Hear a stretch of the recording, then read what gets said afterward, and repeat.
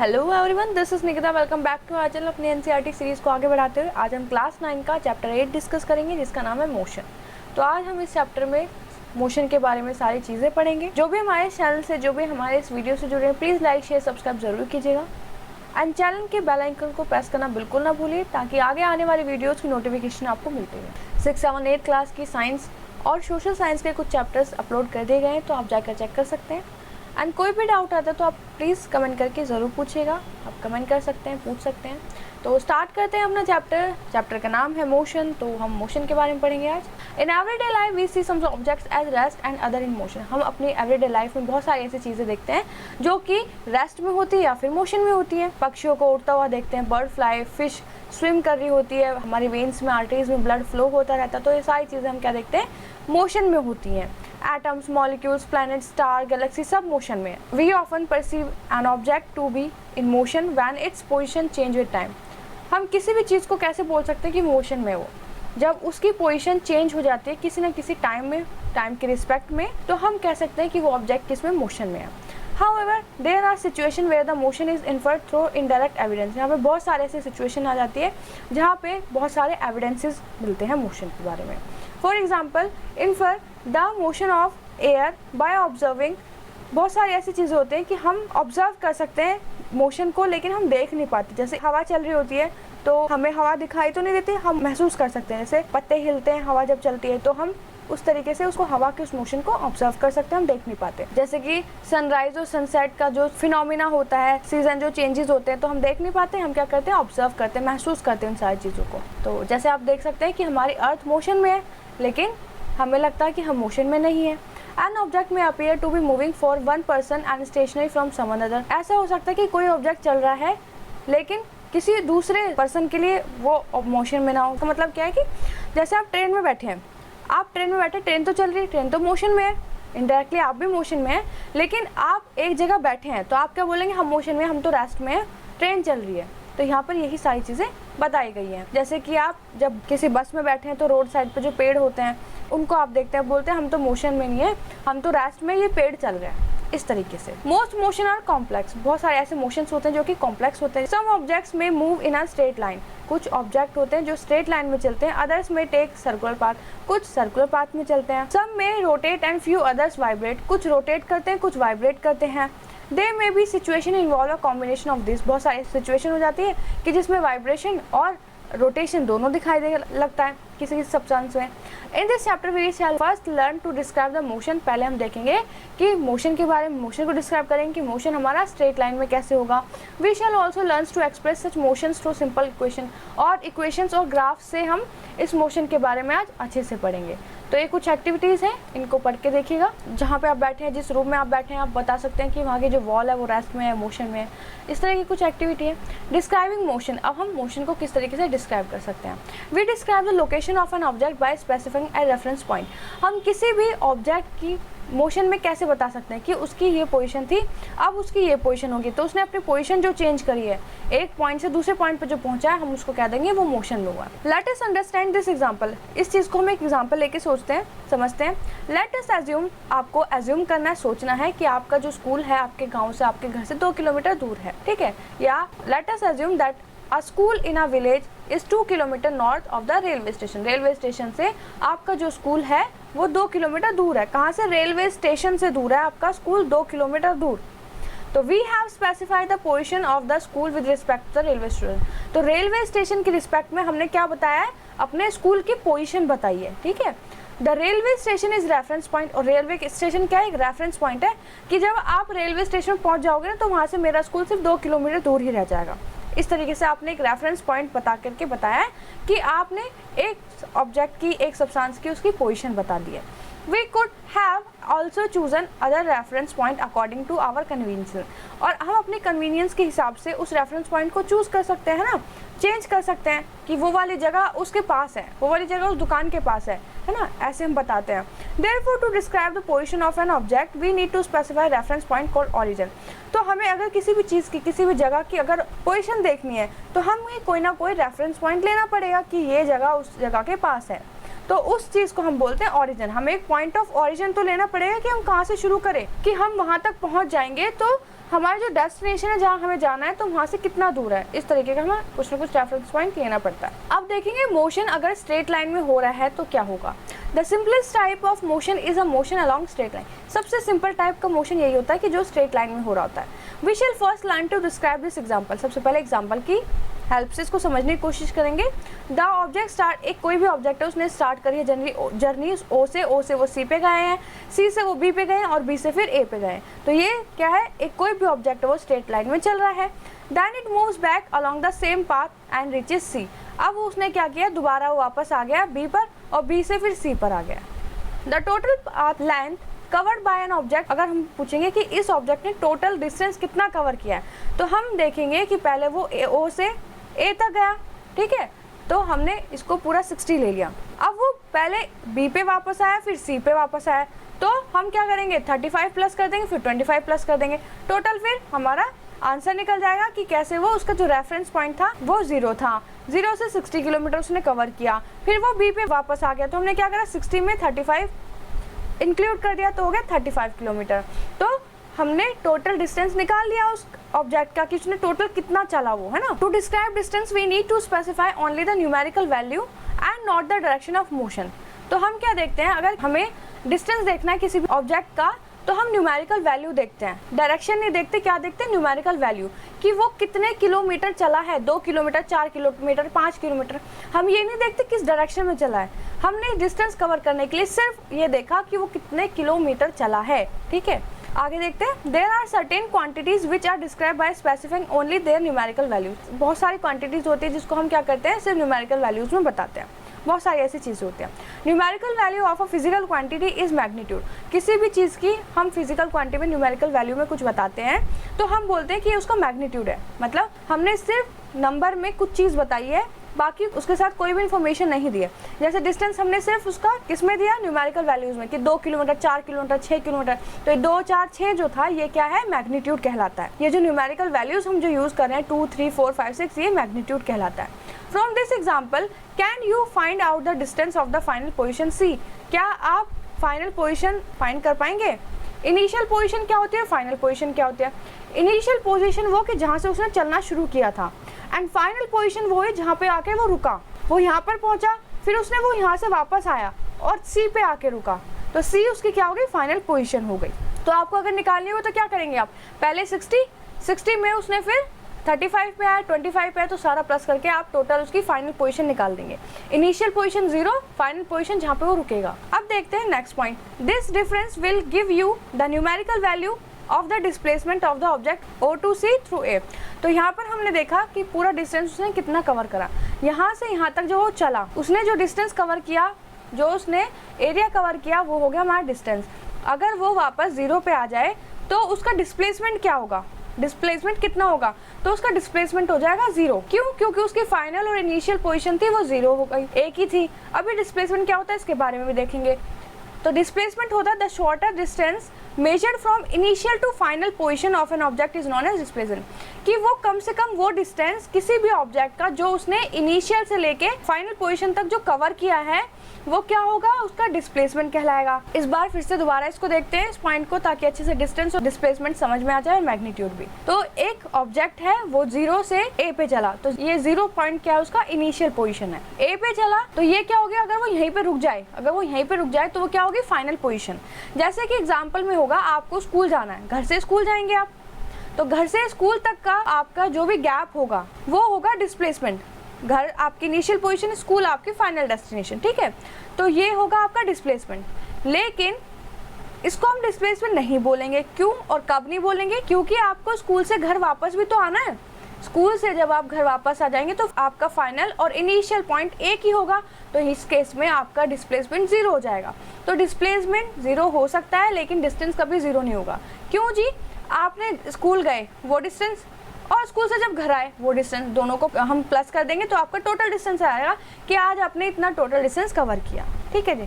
अब बात आती है मैग्नीट्यूड की। तो मैग्नीट्यूड होता है जो भी चीज हम नंबर में बता रहे थे वो चीज हमारी सारी मैग्नीट्यूड में आती है, ठीक है, न्यूमेरिकल वैल्यू सारी। Can the magnitude of displacement be equal to the distance travel by an object. यहाँ पे बोला गया है कि जो मैग्नीट्यूड है वो डिस्प्लेसमेंट का मैग्नीट्यूड डिस्टेंस के मैग्नीट्यूड से इक्वल होगा। तो एक एग्जाम्पल ले लीजिए, for motion O to A, तो एक मोशन हुआ है O से A तक, the distance covered is 60 kilometre, ठीक है, and the magnitude of displacement is 60 kilometre. देखिए वो एग्जांपल आपको बताया गया है कि एक ऑब्जेक्ट 0 से O पे चला, तो यहाँ पर डिस्प्लेसमेंट कितना हो गया 60 और डिस्टेंस कितना हो गया 60 हो गया। अब A से वो वापस 0 पे आ जाए तो इस केस में डिस्प्लेसमेंट 0 हो जाएगा और डिस्टेंस कितना हो जाएगा 60 प्लस 60 120। चलिए आगे देखते हैं इसमें क्या लिखा है। Displacement are use to describe the overall motion of an object and to locate its final position. Displacement हम यूज करते हैं कि ओवरऑल जितना भी मोशन हुआ है उस ऑब्जेक्ट के द्वारा वो हम डिस्प्लेसमेंट से लोकेट करेंगे और जो उसकी फाइनल पोजीशन होगी उस ऑब्जेक्ट की वो होता है उस ऑब्जेक्ट का डिस्प्लेसमेंट, ठीक है। चलिए कैसे, इनिशियल पोजीशन से जो उसका फाइनल पोजीशन रही है जिसके बीच में उसने जितना मोशन किया है वो होगा किसी भी ऑब्जेक्ट का डिस्प्लेसमेंट, ठीक है जी। तो ये एक्टिविटी है, इसको देखिएगा एक बार जरूर। कुछ क्वेश्चन दिए गए हैं। An object has move through a distance, एक ऑब्जेक्ट कोई मूव कर रहा है किसी डिस्टेंस पे, can it have zero displacement, क्या उसका डिस्प्लेसमेंट जीरो हो सकता है? इफ यस, अगर है तो कुछ एग्जांपल देके बताना आपको। तो डिस्प्लेसमेंट हमारा जीरो हो सकता है अगर उसकी फाइनल और इनिशियल पोजीशन एक हो तो। A farmer moves along the boundary of a square field of a side, तो एक फार्मर है वो अपने खेत के चारों तरफ घूम रहे हैं जिसकी आपको बाउंड्री दी है 10 मीटर 40 सेकंड में, 10 मीटर 40 सेकंड में वो मूव हो रहे हैं। What will be the magnitude of the displacement of the farmer at the end 2 minute, 2 minute 20 second में उसका फाइनल मैग्नीट्यूड क्या होगा डिस्प्लेसमेंट का वो आपको बताना है। तो विच of the following is true displacement, कौन सी स्टेटमेंट जो है वो डिस्प्लेसमेंट के लिए सही है? It can not be zero, ये तो गलत है, डिस्प्लेसमेंट तो जीरो हो जाता है। Its magnitude is greater than the distance travel by object, तो बताना है। ये क्वेश्चन सॉल्व करके देखने हैं आपको। कोई भी डाउट आता है कहीं पे भी किसी भी क्वेश्चन में किसी भी पैरे में तो आप कमेंट करके जरूर पूछेगा। Uniform motion and non uniform motion क्या होता है? तो यूनिफॉर्म मोशन होता है जब कोई भी एक ऑब्जेक्ट इक्वल डिस्टेंस कवर कर रहा है इक्वल टाइम में, तो वो होगा यूनिफॉर्म मोशन। जैसे कि एक ये ऑब्जेक्ट है, ये 2 मिनट में 10 किलोमीटर डिस्टेंस कवर कर रहा है, फिर अगले 2 मिनट में इसने फिर से 10 किलोमीटर डिस्टेंस ट्रेवल किया, फिर अगले 2 मिनट में इसने फिर से 2 किलोमीटर डिस्टेंस ट्रेवल किया, तो गिवन इंटरवल ऑफ टाइम कितना है? सेम है, और डिस्टेंस जो उसने ट्रेवल किया वो भी क्या है? सेम है। तो ये क्या हो रहा है, ये ऑब्जेक्ट कौन से मोशन में घूम रहा है? यूनिफॉर्म मोशन में, ठीक है जी। नेक्स्ट आता है नॉन यूनिफॉर्म मोशन। तो नॉन यूनिफॉर्म मोशन होता है जब कोई भी ऑब्जेक्ट एक अनइक्वल डिस्टेंस कवर कर रहा है अनइक्वल टाइम में, ठीक है, या फिर इक्वल टाइम में अनइक्वल डिस्टेंस। चलिए एग्जांपल लेते हैं, जैसे कि आप घर से निकले अपनी कार में और आपको अपने डेस्टिनेशन पहुंचना है, तो ऐसे तो है नहीं आप पूरे रास्ते 5 किलोमीटर 2 मिनट में कवर करेंगे, आप बीच में ब्रेक भी लगाएंगे, ट्रैफिक लाइट भी आएगी, तो ये हो गया एक example unequal distance covered by unequal given of time. तो यहाँ आ जाएगा नॉन यूनिफॉर्म मोशन। तो ये हो जाएगा एग्जांपल यहाँ से यहाँ तक, ये डेफिनेशन है, तो इसको ज़रूर नोट कीजिएगा, क्वेश्चन में आ जाती है पूछने के लिए। अब है एक्टिविटी, तो आप सारी एक्टिविटी करके देखेंगे नॉन यूनिफॉर्म और यूनिफॉर्म मोशन क्या होता है। Different object may take different amounts of time to cover a distance, अलग अलग ऑब्जेक्ट अलग अलग डिस्टेंस को कवर करने के लिए अलग अलग टाइम लेते हैं। जैसे साइकिल से आपको इस जगह पर पहुंचना है तो अलग टाइम में पहुंचेंगे, कार से आप पहुंचेंगे तो आपको अलग टाइम लगेगा, ठीक है। अब हम तो हर चीज़ का ऑब्जेक्ट में देखेंगे, हर ऑब्जेक्ट अलग अलग टाइम से डिस्टेंस कवर कर रहा है, तो हम कैसे नापे डिस्टेंस को? सम ऑफ देम मूव फास्ट, कुछ ऑब्जेक्ट मूव जल्दी फास्ट करेंगे, कुछ धीरे करेंगे, तो जो rate at which object move can be different, तो ऑब्जेक्ट जो मूव कर रहा है वो डिफरेंट आएगा सबका। Also different object can move at the same rate, और बहुत सारे डिफरेंट ऑब्जेक्ट होंगे वो सेम रेट से मूव कर रहे होंगे। One of the way measuring the rate of motion, तो हम रेट ऑफ मोशन कैसे मेजर करेंगे किसी ऑब्जेक्ट का? तो हम कितने किलोमीटर चल रहा है कितने घंटे में, या कितने किलोमीटर चल रहा है कितने मिनट में, तो ये होती है उसकी SI यूनिट बोलते हैं, मीटर पर सेकंड स्क्वायर, ठीक है। तो हम या तो ऐसे देखेंगे किलोमीटर पर आवर में देखेंगे, सेंटीमीटर देखेंगे सेकंड पर आवर में, तो ये होते हैं हमारे, कोई भी ऑब्जेक्ट है उसका कितना डिस्टेंस कवर कर रहा है कितने टाइम में, तो उसकी यूनिट है। तो हम बता देंगे कि ये वाला जो ऑब्जेक्ट है ना ये धीरे चलता है, ये वाला ऑब्जेक्ट तेज चलता है। अब ये इम्पॉर्टेंट है बहुत ज़्यादा, एवरेज स्पीड का फॉर्मूला, कि अगर आपको स्पीड निकालनी है तो कैसे निकालेंगे, किसी ऑब्जेक्ट का डिस्टेंस कितना ट्रेवल किया है कितने टाइम में, और एवरेज स्पीड क्या है कि बहुत सारे ऑब्जेक्ट आपको दिए, उनकी बहुत सारी फिर अलग अलग स्पीड है, तो सबकी उनकी एवरेज स्पीड निकाल लेंगे। एवरेज स्पीड के बाद अपना फिर डिस्टेंस अपॉन में टाइम लिख के हमारा ये क्वेश्चन सॉल्व हो जाएगा। The speed of an object need to be constant. तो यूनिफॉर्म मोशन में जो स्पीड है ऑब्जेक्ट की वो कैसी होनी चाहिए, इक्वल होनी चाहिए, और नॉन यूनिफॉर्म में तो चेंज होती रहती है, ठीक है। तो हम क्या करेंगे, एवरेज स्पीड ले लेंगे। कोई नॉन यूनिफॉर्म टाइम है, कोई ऑब्जेक्ट है वो बार बार उसकी स्पीड वगैरह चेंज हो रही है टाइम में, तो क्या करेंगे आप अलग अलग करके उसको एवरेज निकाल के इस तरीके से निकाल लेंगे। अब यहाँ पर जो हमारी एवरेज स्पीड है, if an object travel a distance s, तो डिस्टेंस होगा s से डिनोट और t होगा टाइम से और एवरेज स्पीड होगी v से, ठीक है। अगर इसमें से आपको स्पीड का पूछा जाए कि आपको स्पीड निकालनी है, तो आप क्या करेंगे, स्पीड इधर रख देंगे और डिस्टेंस इनटू में टाइम। तो ऐसे आप इस फॉर्मूले को अलग अलग तरीके से करके यूज़ कर सकते हैं। तो ये एक एग्जांपल है कि एक ऑब्जेक्ट है, उसने 16 मीटर चला है 4 सेकंड में, दूसरा 2 सेकंड में 16 मीटर चला है। तो आप कैसे निकालेंगे एवरेज स्पीड, तो इन दोनों को पहले प्लस कर देंगे तो 32 आ जाएगा। 32 आ जाएगा तो फिर आप क्या करिए, टोटल टाइम भी इनका प्लस करके फिर अपना फॉर्मूला लगा दीजिए डिस्टेंस अपॉन में टाइम वाला, तो ये निकल जाएगा ऐसे। अब है स्पीड विद डायरेक्शन। अभी हम यहाँ पे क्या देख रहे हैं, स्पीड के साथ साथ डायरेक्शन भी देखनी है। The rate of motion of an object can be more comprehensive if we specify its direction of motion along with speed.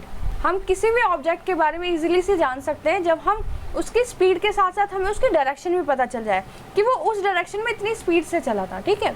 The quantity that specify both these aspect is called velocity.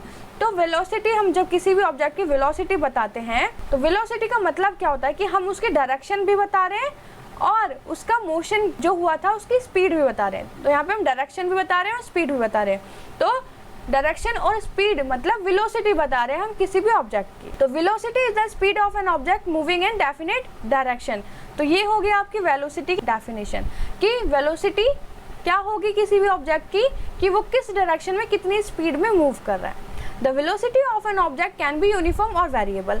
Velocity variable भी हो सकती है, मतलब change भी हो सकती है, और एक यूनिफॉर्म भी रह सकती है। चेंज कैसे होगी, जैसे कि उसकी डायरेक्शन हम चेंज कर दें, किसी भी ऑब्जेक्ट की वो मूव कर रहा है उसकी डायरेक्शन चेंज कर दें या उसकी स्पीड कम या ज़्यादा कर दें, ठीक है। ऐसे करके हम क्या कर सकते हैं, उसकी वेलोसिटी चेंज कर सकते हैं किसी भी ऑब्जेक्ट की। When an object is moving along a straight line at a variable speed. अगर कोई भी ऑब्जेक्ट स्ट्रेट लाइन में चल रहा है और उसकी स्पीड भी सेम है तो हम उसको क्या बोलेंगे, we can express the magnitude of its rate of motion in term of average velocity. तो हम उसकी एवरेज वेलोसिटी बता देंगे फिर। तो जैसे हमने एवरेज स्पीड कैलकुलेट करी थी उसी तरीके से हम एवरेज वेलोसिटी भी कैलकुलेट करते हैं। तो ये हो गई हमारी इनिशियल वेलोसिटी, मतलब कहाँ से वो ऑब्जेक्ट चला था, उस वक्त उसका क्या था, एंड फाइनल जब वो पहुँचा जिस जगह पर तो वहाँ पर उसका डायरेक्शन और उसकी स्पीड कैसी थी। इनिशियल वेलोसिटी को हम u लिखते हैं, फाइनल वेलोसिटी को v लिखते हैं, अपॉन में 2 लिखते हैं, ठीक है। एक चीज़ और देखेंगे इसमें, इसकी यूनिट क्या होगी, मीटर पर सेकंड, ठीक है। यहाँ पे स्पीड और वेलोसिटी के बारे में बताना क्या डिफरेंस है। s is the magnitude of average velocity of an object, यह कंडीशन बतानी है डिस्टेंस के बारे में। What is the odometer, odometer क्या काम करता है, ओडोमीटर के बारे में बताना है। What does the path of an object look like when it is uniform motion. अगर कोई भी यूनिफॉर्म मोशन हो रहा है ऑब्जेक्ट में तो उसका पाथ कैसा होगा। एक एक्सपेरिमेंट करके यहाँ पे देखना है कुछ। एक कार ने कवर किया है, उसका डिस्टेंस है 2400 किलोमीटर एंड फिर ये -2000 किलोमीटर, तो 400 किलोमीटर टोटल आ गया उसका। कैसे जी, ओडोमीटर ने रीड किया था 2000 किलोमीटर जब उसने स्टार्ट की थी ट्रिप किसी कार ने, एंड 2400 किलोमीटर पे एंड होगी वो उसकी trip. If the trip took 8 hour, अगर 8 घंटे में पूरा डिस्टेंस कवर किया है तो एवरेज स्पीड बतानी है कार की। तो आप बता देंगे टाइम ये रहा और टोटल में से फाइनल आपने क्या कर दिया, माइनस कर दिया, अपॉन में t आ गया। अब नेक्स्ट देखते हैं rate of change of velocity. Velocity किस किस रेट से चेंज होगी। अब यूनिफॉर्म मोशन हो रहा है तो वेलोसिटी कैसे, कांस्टेंट है, स्ट्रेट लाइन में चल रहा है काम, ठीक है, स्ट्रेट लाइन में ऑब्जेक्ट चल रहा है तो टाइम इंटरवल 0, ठीक है। अब क्या होगा, नॉन यूनिफॉर्म मोशन में वेलोसिटी भी चेंज होगी तो टाइम 0 नहीं होगा यहाँ पर, क्योंकि टाइम क्या ऐसे फ्लक्चुएट करेगा ना। अब हमें rate of change of velocity अगर कभी भी फाइंड करनी होती है तो हम एक्सेलरेशन की एक यूनिट यूज़ करते हैं, ठीक है। एक्सेलरेशन की एक क्वांटिटी यूज़ करते हैं, एक्सेलरेशन में हम क्या करते हैं, मेजर करते हैं वेलोसिटी जो हमारी चेंज हो रही है। तो फॉर्मूला क्या बनता है, चेंज इन वेलोसिटी अपॉन में टाइम टेकन, ठीक है। चलिए आगे देखते हैं। This kind of motion is known as एस्केलेटरी मोशन। इस तरीके जो मोशन होता है कौन सा, if the velocity of an object change with initial value, अगर किसी भी ऑब्जेक्ट की वेलोसिटी चेंज हो रही है, उसकी इनिशियल वैल्यू क्या थी 0 एंड द फाइनल वैल्यू क्या थी उसकी v, टाइम था t, तो हम क्या लिखेंगे, इस तरीके से इसको डिनोट कर देंगे। तो इस तरीके के मोशन को क्या बोलते हैं, एस्केलेटरी मोशन बोलते हैं। Acceleration is taken to be positive, acceleration positive लिया जाता है। If it is in the direction of velocity, अगर वो वेलोसिटी के डायरेक्शन में है तो वो पॉजिटिव लिया जाएगा, अपोजिट है तो नेगेटिव लिया जाएगा।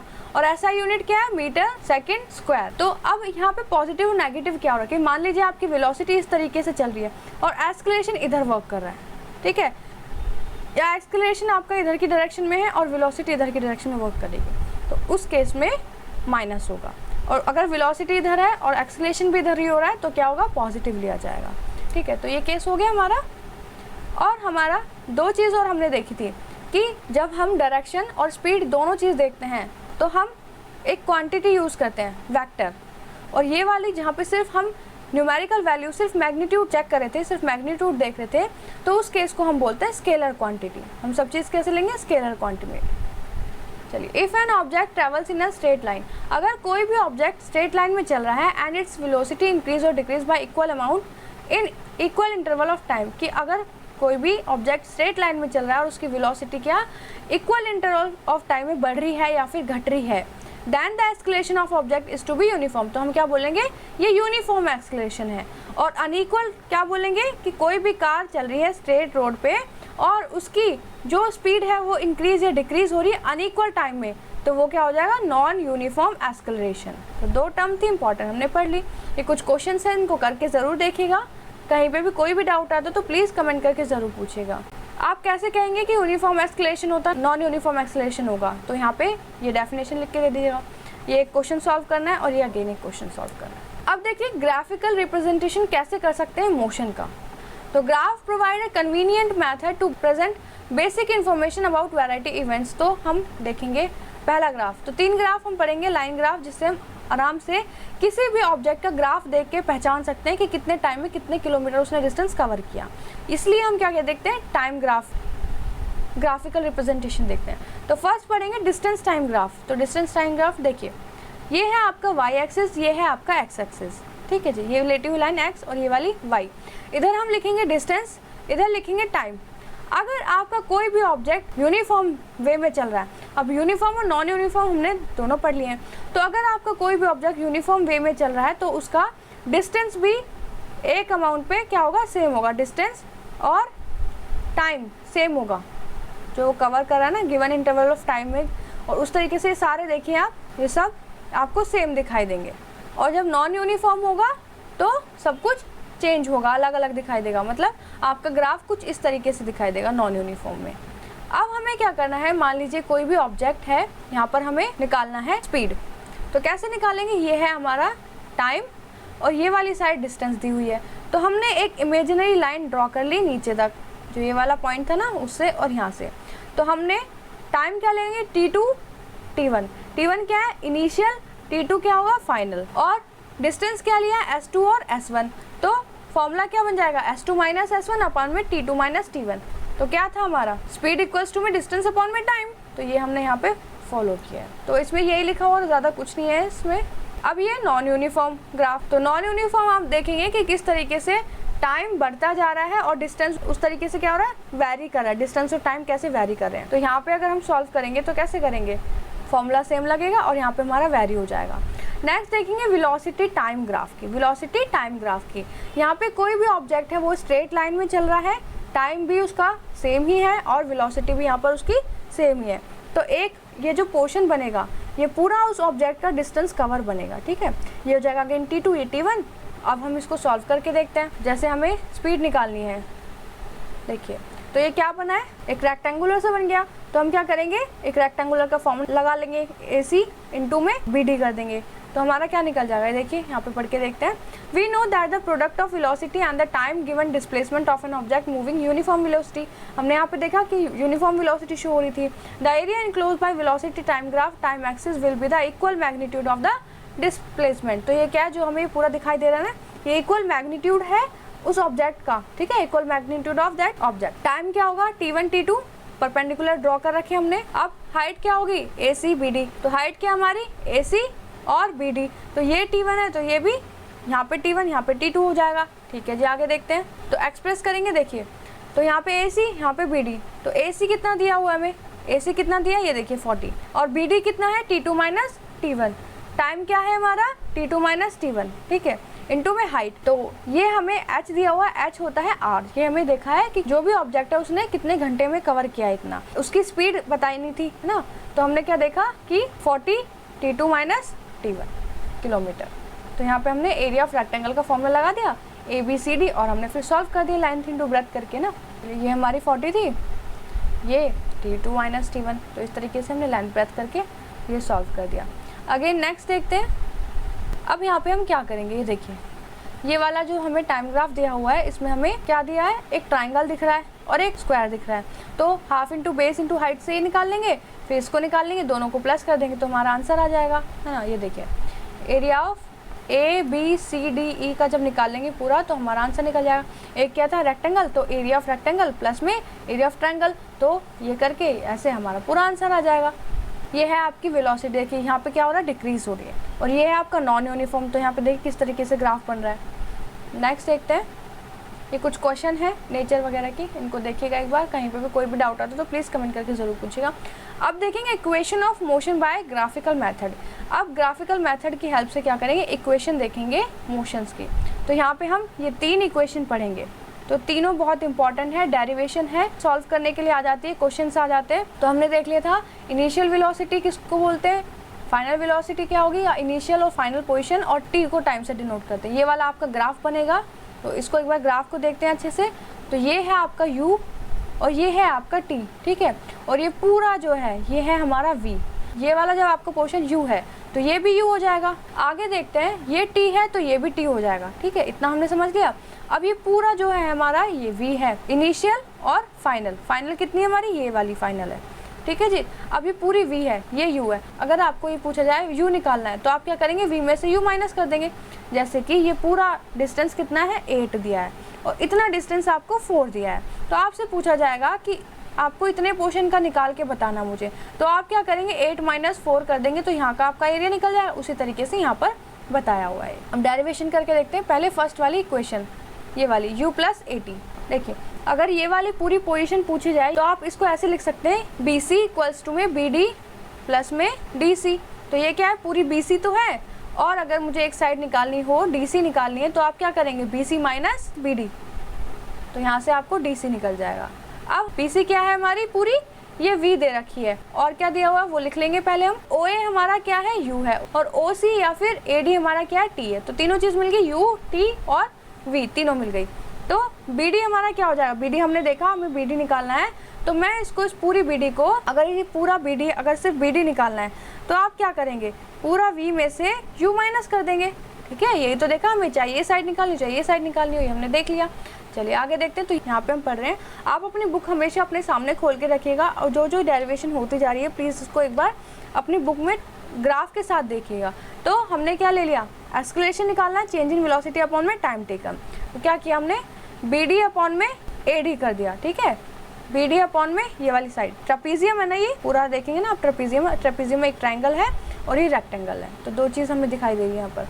चलिए BD अपॉन में AD देख लिया, और BD और OC देखना है। तो ये है हमारा BD और ये है हमारा OC, और OC हमने देखा था T है। आगे देखते हैं तो क्या होगा हमारा, A equals to BD upon में टाइम, और BD कितना है हमारा, BD अगर इधर आ जाए और AT इधर आ जाएगा। देखिए यहाँ पे सॉल्व करके देखते हैं कि क्या हुआ। ये था हमारा BD अपॉन में AD। अब हमें एक्सेलरेशन निकालना है इक्वल्स टू में, तो BD अपॉन में AD क्या है। अब ये AD को एक बार फिर से देखते हैं, AD क्या है हमारा, ये है A और ये D, AD क्या है T, और BD को हमने देखा था, BD क्या था हमारा, ये देखिए BD हमने किया V माइनस U।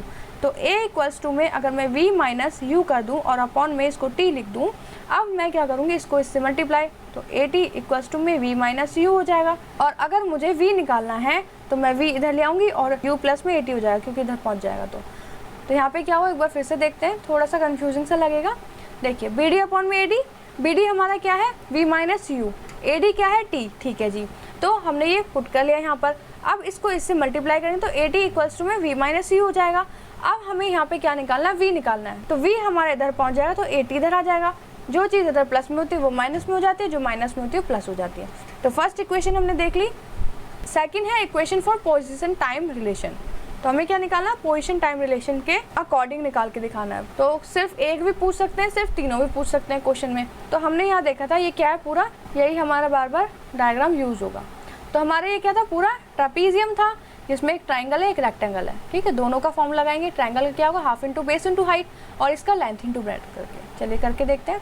तो ये होगा रेक्टेंगल का, ये होगा ट्राइंगल का, तो दोनों को प्लस कर देंगे तो पूरे का निकल जाएगा। चलिए देखते हैं। तो ओ ए और ओ सी क्या है, ओ ए क्या है यू और ओ सी क्या है टी, तो u into T, you into T हो गया यहाँ पर। और हाफ इंटू ए डी क्या है, ए डी है हमारा टी, और बी डी क्या है, बी डी क्या निकला हमारा, ए टी स्क्वायर निकला पिछले इक्वेशन से। बी डी हमारा यहाँ से निकाल लेंगे, तो बी डी हमने यहाँ से ले लेंगे। इतना आ गया हमारा। कैसे आया देखिए, ये फॉर्मूला था, ओ ए हमारा यू है, ये टी है, तो u इंटू टी प्लस में ट्रापीजियम का फॉर्मूला लगाना था ना, पूरा ट्रापीजियम को सॉल्व करना में। तो हमने दो पार्ट में तोड़ लिया उसे, रेक्टेंगल और ट्राइंगल। तो half into base into height होगा, हाफ इतना, ए डी क्या है टी, और हाइट कितनी है हमारी बी डी, बी डी क्या निकली थी हमारी 80, तो आप इसको 80 कर दीजिए। आगे क्या होगा, बस इसको सॉल्व करेंगे तो ये यू टी एक साथ आ गया, हाफ 80 स्क्वायर हो गया। तो ये हमारा सिंपल सा था, सॉल्व हो गया। नेक्स्ट है थर्ड। अब हमें करना है equation for position velocity relation. तो अब आपको क्या करना है, एरिया ऑफ ट्रापीजियम निकालेंगे। तो एरिया ऑफ ट्रापीजियम क्या होता है, पैरेलल साइड इंटू हाइट, है ना, हाफ इंटू, ये एरिया ऑफ ट्रापीजियम का फॉर्मूला था, half into sum of parallel side into में हाइट, ये हमारा फॉर्मूला है, ठीक है जी। एस हमने ऊपर निकाला है, एस इक्वल्स टू में यू टी अपॉन में 2। किसी भी न्यूमेरिकल में कोई भी प्रॉब्लम आती है तो प्लीज़ कमेंट करके ज़रूर बताइएगा, फिर कॉपी और पेन पर ये करके देखेंगे, पूरी डेरिवेशन अच्छे से सॉल्व करके देखेंगे। आज हमने बुक में ही देखी है, आपकी बुक में जो भी शो हो रखा है ये डायग्राम हमेशा ये यूज़ करना। कहीं पे कोई भी कन्फ्यूजन आ रही हो तो प्लीज़ एक बार कमेंट ज़रूर कीजिएगा। लास्ट वाले इसको एक बार करके देखते हैं। देखिए हमने ऊपर देखा ग्राफ में क्या था, ये ट्रापीजियम है जिसमें एक ट्राइंगल एक रेक्टेंगल है, ठीक है। तो हमने ट्रापीजियम का सीधा सीधा फॉर्मूला लगाया, half sum of parallel side into में हाइट, ठीक है, ये हमारा फॉर्मूला। उस फॉर्मूले में हमने ये साइड्स भी पुट कर दिए। ओ ए हमारा यू है, बी सी हमारा वी है, और ओ सी हमारा टी है, ठीक है जी। तो हमने जब ये सारी चीज़ें फॉर्मूले में पुट करी तो हमारा ये निकला। तो हमने जब फॉर्मूले में ये सारी चीज़ें पुट करी तो ये निकला। अब हमारा जो फर्स्ट वाला था वेलोसिटी टाइम रिलेशन वाला ग्राफ, जो हमारा फर्स्ट था ये वेलोसिटी टाइम रिलेशन वाला, यहाँ से हमने ये इक्वेशन उठा ली है, कौन सी, t इक्वल्स टू में v माइनस यू अपॉन में a, ठीक है। अगर मैं यहाँ से t निकालना चाहूँ तो कैसे होगा, ये देखिए t मैंने इधर ले आई, ये वाली इक्वेशन है, यहाँ पे देखिएगा ये वाली इक्वेशन है। t मैं अगर इधर ले आऊँ तो v इधर वापस पहुँच जाएगा, v माइनस यू, और a जो है मेरा वो नीचे आ जाएगा। तो ये इक्वेशन आ जाएगी अगर मैंने t निकालना है तो। टाइम वेलोसिटी टाइम रिलेशन से मैंने ये इक्वेशन यहाँ ले ली। तो यहाँ t भी मिल गया है, यहाँ पे s भी मिल गया है। तो अब क्या करेंगे, इन दोनों को इंटू कर देंगे, ठीक है जी। इंटू जब हमने किया तो फिर क्या हुआ, ठीक है, ये इंटू हो गया, ये हमारा a प्लस बी, ये होगा हमारा a माइनस बी। तो हमारे मैथ्स में फॉर्मूला होता है a plus b, a minus b equals to में a square minus b square, और इधर आ जाएगा ये 2s। तो ये हमारा ये फॉर्मूला इस तरीके से डेरिवेट हुआ।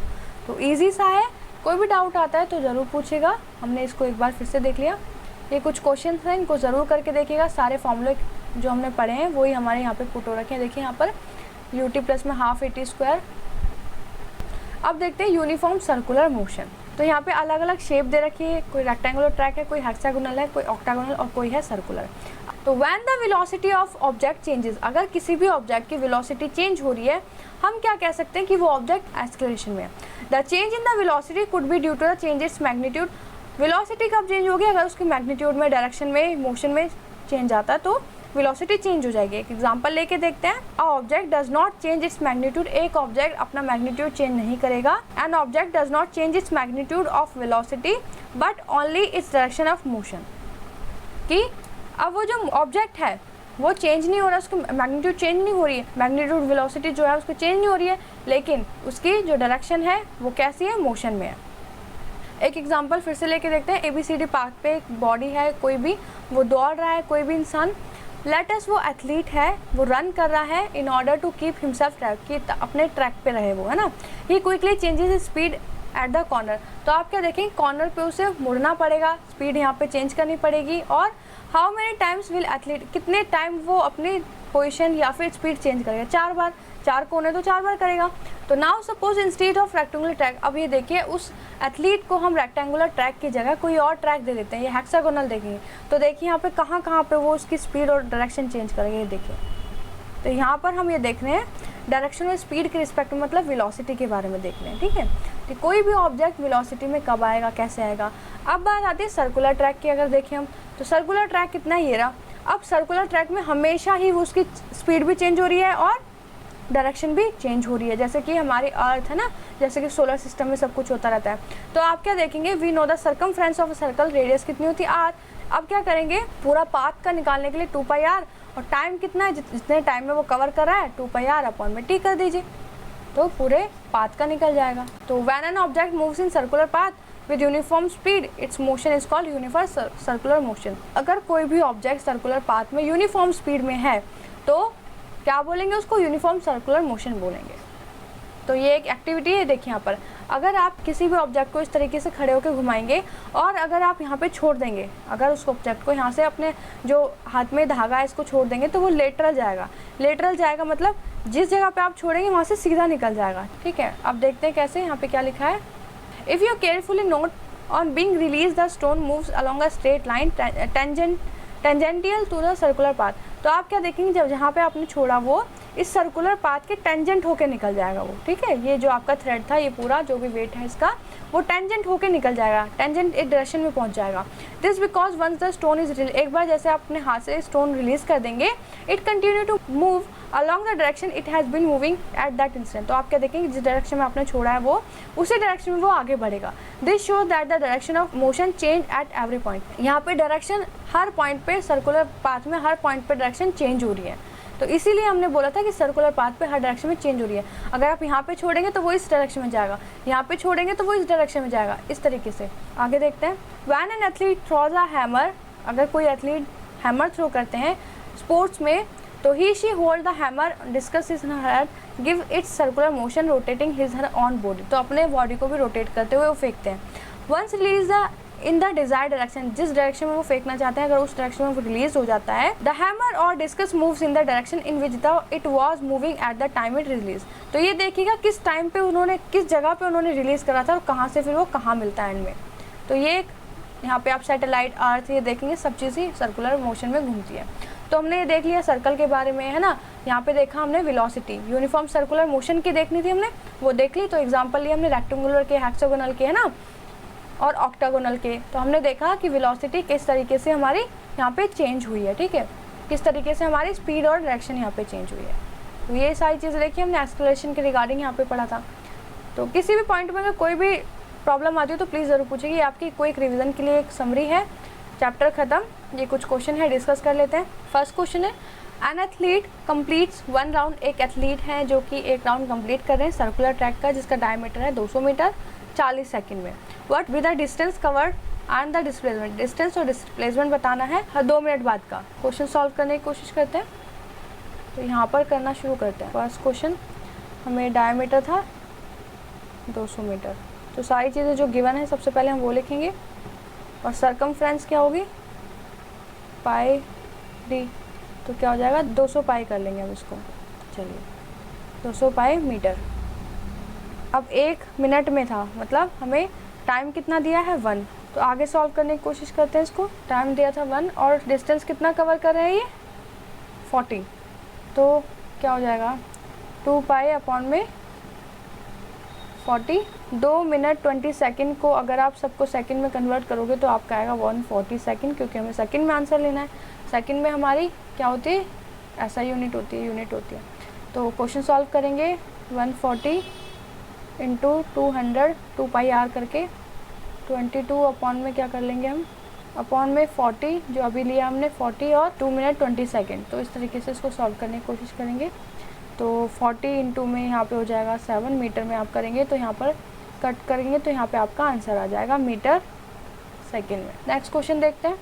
जोसेफ जॉगिंग कर रहे हैं 1 एंड ए से बी तक, स्ट्रेट है पाथ उनका, 300 मीटर की रोड है, 2 मिनट 30 सेकंड में, एंड देन टर्न्स अराउंड, उसके बाद वो दोबारा घूमते हैं, फिर 100 मीटर दोबारा सी पॉइंट तक वो जॉगिंग कर रहे हैं 1 मिनट के लिए, ठीक है, मतलब 100 मीटर इन 1 मीटर में इतना कवर कर रहे हैं।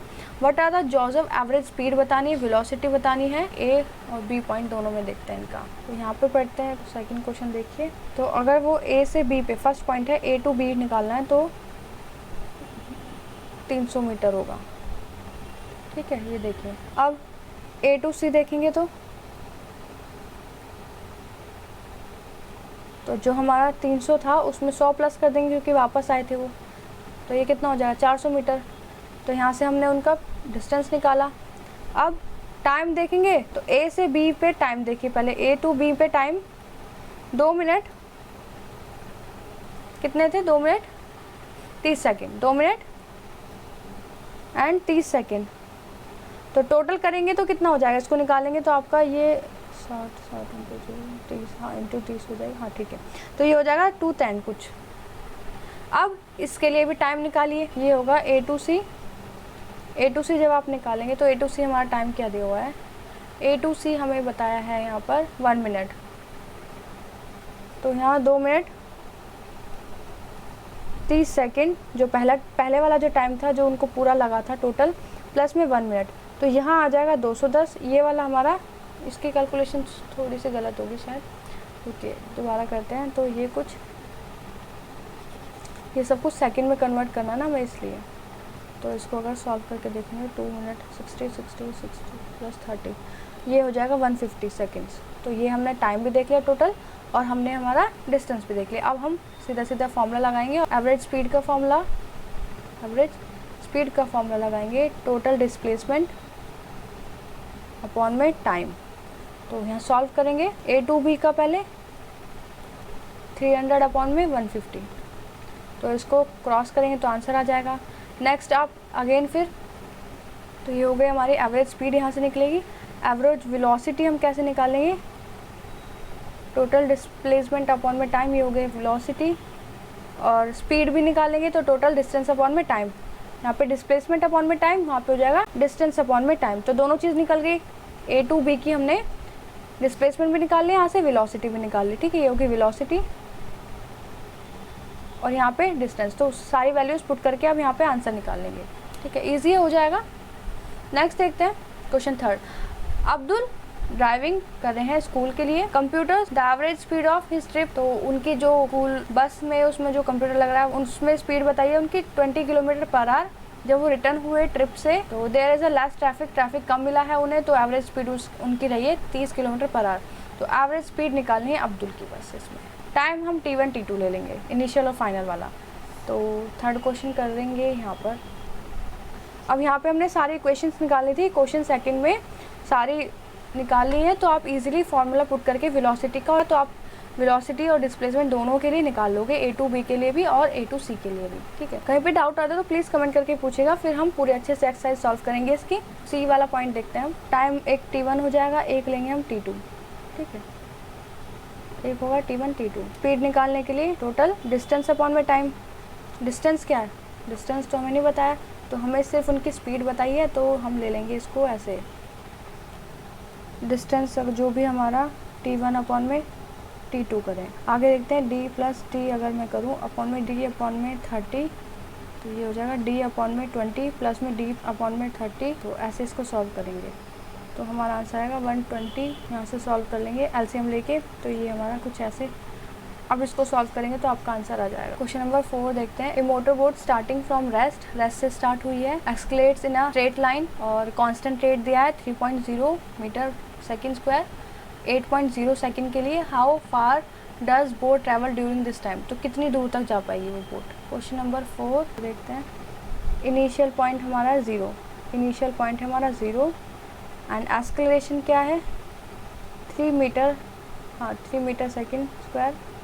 टाइम पीरियड कितना दिया है 8, ठीक है जी, सारी चीज़ें। अब इसको आंसर से आराम से कर लीजिएगा फॉर्मूला पुट करके, 1/2 3 इंटू 8 का स्क्वायर। तो इसको सॉल्व करेंगे तो आंसर आपका आ जाएगा ये रहा। इनिशियल क्या था u प्लस v, बस आंसर आ जाएगा। फिर यहाँ जो आपका इनिशियल वेलोसिटी वाला जो फर्स्ट था वो वाला फॉर्म लगेगा, ये वाला देखिए यहाँ पर, ठीक, जो हमने फर्स्ट इक्वेशन जो सॉल्व की थी वेलोसिटी वाली, ये वाला फॉर्मूला यहाँ पे लगेगा। तो यहाँ से आप निकाल लेंगे। नेक्स्ट क्वेश्चन देखते हैं। Driver of a car travelling, एक ड्राइवर ने 50 किलोमीटर पर आवर की स्पीड पे, ठीक है, brakes accelerate uniform its opposite direction में एक्सलेशन चल रहा है तो माइनस में होगा। The car stop in 5 second, 5 second में कार रुक गई। Another driver going to 3 kilometer per hour in another car, दूसरा ड्राइवर दूसरी कार से 3 किलोमीटर पर आवर की स्पीड पे चल रहा है एंड उसने धीरे धीरे ब्रेक लगाया, ठीक है, 10 सेकेंड में। तो on the same graph paper plot, यहाँ पे ग्राफ आपको बना के दिखाना है, तो ग्राफ आपको यहाँ पर बना के दिखाना है, क्वेश्चन करने की कोशिश कीजिएगा। क्वेश्चन 6 देखते हैं। The distance time graph of 3 object, 3 object का आपको डिस्टेंस टाइम ग्राफ दिया है ए बी सी, तो इस ग्राफ को पढ़िए और यहाँ पर ये जो आंसर है इनको सॉल्व करना है। तो ये क्वेश्चंस हैं, इनके आंसर सॉल्व कीजिएगा ज़रूर। कहीं पर दिक्कत आती है तो प्लीज़ कमेंट करके ज़रूर पूछेगा। A ball is gently drop from a height, एक हाइट से बॉल को फेंका गया है, 20 मीटर हाइट है। वेलोसिटी उसकी इंक्रीज़ हो रही है यूनिफॉर्मली, मतलब यूनिफॉर्मली तो टाइम इंटरवल सेम होगा। किस रेट से? 10 meter second square. With what velocity will it strike, अब किस वेलोसिटी से वो ग्राउंड पे स्ट्राइक करेगी and after what time it will take, और कितना टाइम लेगी वो ग्राउंड से स्ट्राइक होने में। एक्सेलरेशन कितना है? 10 मीटर स्क्वायर। हमने थर्ड इक्वेशन जो सॉल्व करी थी वहाँ से हमारा एक क्वेश्चन हो जाएगा, तो ये थर्ड इक्वेशन से आप क्वेश्चन सॉल्व करने की कोशिश करना। ना आए कुछ भी डाउट हो तो प्लीज़ कमेंट करके पूछिएगा। नेक्स्ट देखते हैं। एक टाइम ग्राफ है, स्पीड टाइम ग्राफ शो हो रखा है, तो उसके बेसिस पे कुछ क्वेश्चंस दिए हुए हैं। नेक्स्ट है state which of the following situation are possible and given one example. ये सिचुएशंस बतानी कब पॉसिबल होंगी और एक एक एग्जाम्पल देना है, ठीक है। An object with constant acceleration, अगर कोई ऑब्जेक्ट कांस्टेंट एक्सेलरेशन में है और बट उसकी वेलोसिटी क्या है? 0 है। एक ऑब्जेक्ट है मूविंग एक्सेलरेशन मूव कर रहा है लेकिन यूनिफॉर्म स्पीड में। एक ऑब्जेक्ट है जो कि सर्टेन डायरेक्शन में मूव कर रहा है लेकिन with an acceleration in a perpendicular direction, जो एक्सेलरेशन है वो परपेंडिकुलर डायरेक्शन में है और ऑब्जेक्ट मूव कर रहा है स्ट्रेट, ठीक है। तो इस तरीके से आपको करना है ये, तो इसमें बस रीज़न देना और कुछ नहीं बताना। तो an artificial satellite is moving in a circular orbit, एक सैटेलाइट है सर्कुलर ऑर्बिट में वो घूम रही है जिसकी रेडियस ये है, तो स्पीड आपको बतानी है, उसका टाइम दे रखा है आपको। तो ये देखिए करके देखते हैं। सरकमफ्रेंस देखते हैं तो 2 पाई आर होती है, ठीक है। तो हमारा क्या हो जाएगा? इक्वल्स टू में रेडियस दी हुई है हमारी 4225 किलोमीटर, 2 इंटू पाई करेंगे, आर की वैल्यू यहाँ पे पुट करेंगे तो फिर हमारा ये आंसर निकल जाएगा यहाँ पर। और स्पीड क्या है? स्पीड निकाल लेंगे यहाँ पे पूरा फॉर्मूला लिख के, तो आंसर आ जाएगा। कहीं पे भी कोई भी डाउट आता है किसी भी टॉपिक में, किसी भी पॉइंट में, किसी भी चैप्टर में या किसी भी एक्सरसाइज में, तो प्लीज़ कमेंट करके ज़रूर पूछेगा। आज का ये चैप्टर, आज की क्लास यहीं पे ख़त्म होती है। अगर आपको कोई भी डाउट हो तो ज़रूर पूछेगा। प्लेलिस्ट में जाके सारे चैप्टर चेक कीजिएगा एंड चैनल से इसी तरीके से जुड़े रहिए, लाइक शेयर सब्सक्राइब करते रहिएगा। नेक्स्ट क्लास में नेक्स्ट चैप्टर के साथ मिलेंगे। आप आई बटन से प्लेलिस्ट में जा सकते हैं। Thank you.